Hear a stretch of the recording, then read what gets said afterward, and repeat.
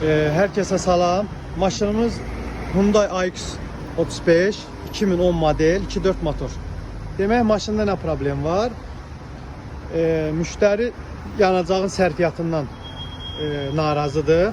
Maşın yanacağı çox işlədir. Maşını topladı. Təzyiq 3,5 normal görürsünüz. Bak. Təzyiq gördünüz. Maşının təzyiqi qalxdı 6'ya.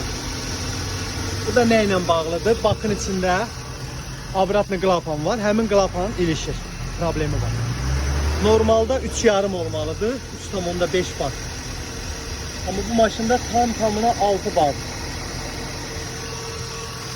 Bu da yanacaq reykasında yanacağın 2 qat artıq təzyiqli olması deməkdir. Bu da yanacaq sərfiyyatına, maşının düz işləməməsinə səbəb olur.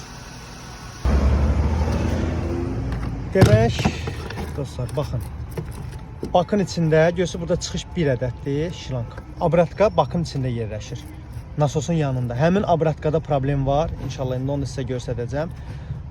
O problemə görə bu maşın bu belə deyim də yanacaq sərfiyyatı çoxdur və düz işləmir. Maşında sürəndə belə deyim qırılmalar olur.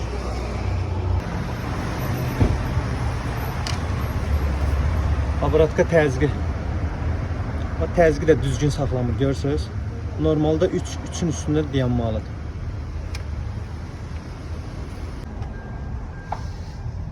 Demək, dəyişdik.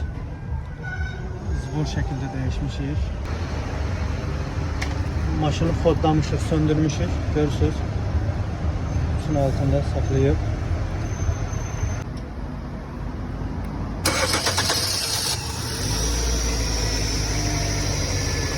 Təzyiq tam 3,5.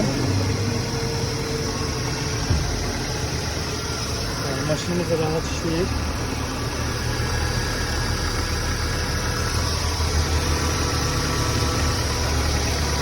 Normal təzyiq 3,5 olmalıdır. Bayağı isə 6'ın üstündəydi, tam 2 qat idi.